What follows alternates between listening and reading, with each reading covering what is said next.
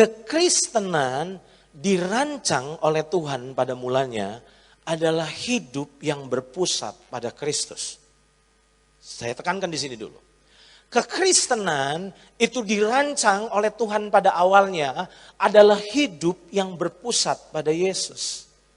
Dan kalau saudara menjalani kekristenanmu dengan hidup yang berpusat pada diri sendiri, maka saudara akan mengalami gagal jadi Kristen. Karena tidak dirancang untuk hidup bagi diri sendiri. Nah, apa yang terjadi kalau kita berpusat pada diri sendiri? Apa bahayanya? Nah, bahayanya menurut saya ini. Yesaya pasal 14 ayat 13 sampai ayat yang ke-15. Ternyata inilah kejatuhan dari Lucifer. Oke? Tentu saudara tahu bahwa Lucifer itu diciptakan untuk menjadi penyembah Tuhan. Pernah belajar itu? Lucifer itu diciptakan untuk menjadi penyembahnya Tuhan.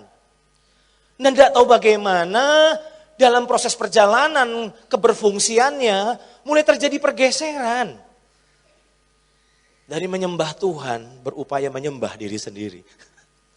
Coba kita bisa lihat dalam ayat ini, dalam Yesaya 14 ayat 13 sampai 15. Engkau yang tadinya berkata dalam hatimu, aku hendak naik ke langit.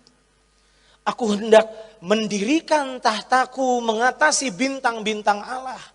Dan aku hendak duduk di atas bukit pertemuan jauh di sebelah utara. Ayat 14. Aku hendak naik mengatasi ketinggian awan-awan.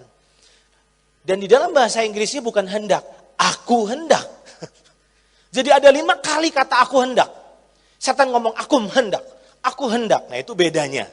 Kalau orang yang masih self-center selalu bilang aku hendak. Itu berpusat pada diri sendiri. Dan coba saudara perhatikan, aku hendak menyamai yang maha tinggi. Sebaliknya ke dalam dunia orang mati engkau diturunkan ke tempat yang paling dalam di liang kubur. Apa yang terjadi? Kejatuhan Lucifer adalah ketika dia tidak menjadikan Tuhan sebagai pusat hidupnya. Saudara bisa ikuti saya? Dan sadarkah saudara? Lihat ini saudara. Bahwa saat self-center, maka sebenarnya kita sedang meninggikan diri sendiri. Dan itulah awal dari kejatuhan kekristenan kita. Jadi tolong jangan teladani Lucifer, teladani Yesus. Ketika dia hidup di dunia ini, dia tidak berpusat pada diri sendiri. Masih ingat itu saudara? Dalam Filipi pasal 2, dia merendahkan dirinya.